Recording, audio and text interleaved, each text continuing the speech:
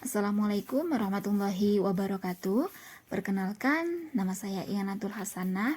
Di sini saya dari Prodi Manajemen Pendidikan Islam dengan mengampu mata kuliah Manajemen Strategik.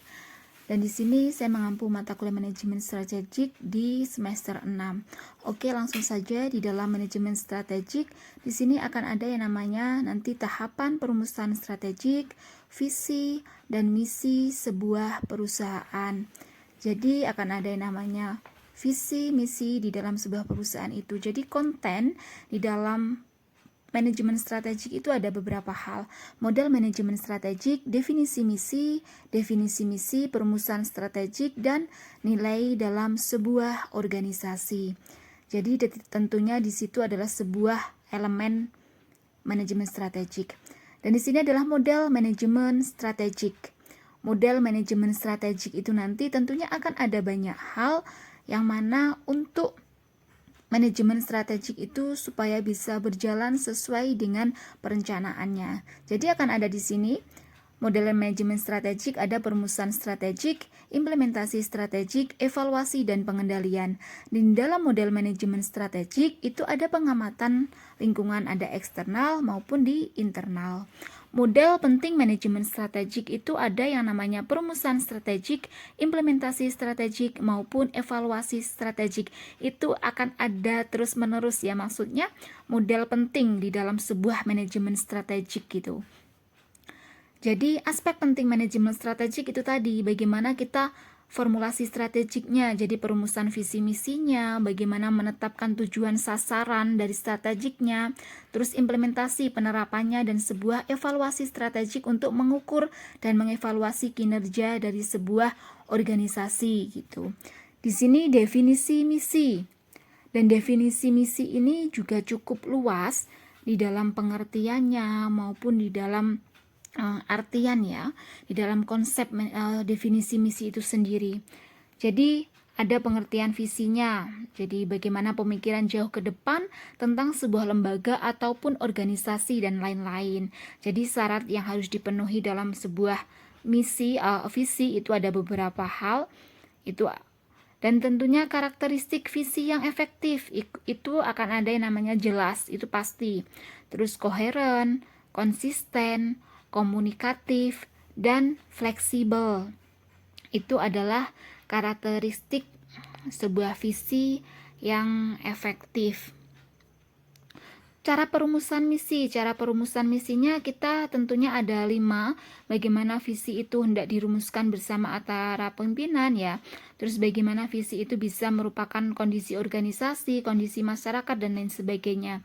Tujuan membangun misi. Tujuan membangun misi itu juga akan ada beberapa hal, bagaimana mencerminkan apa yang ingin dicapai oleh organisasi, memberikan arah dan fokus organisasi, dan sampai 10 itu.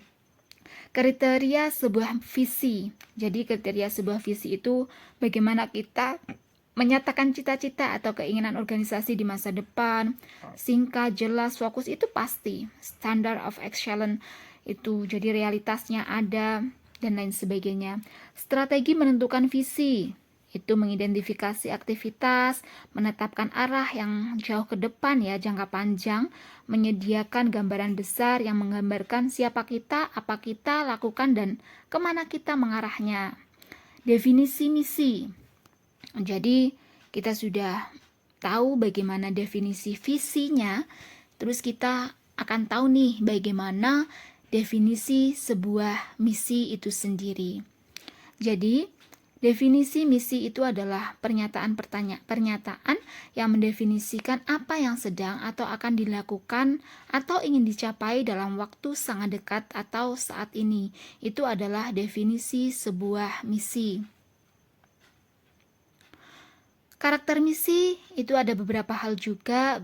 Jadi berisikan maksud, mengapa didirikan sebuah organisasi, terus identifikasi pelanggannya dan pengguna produk atau jasa organisasinya itu siapa, identifikasi pelanggan atau pengguna produk itu organisasinya itu bagaimana, dan lain sebagainya.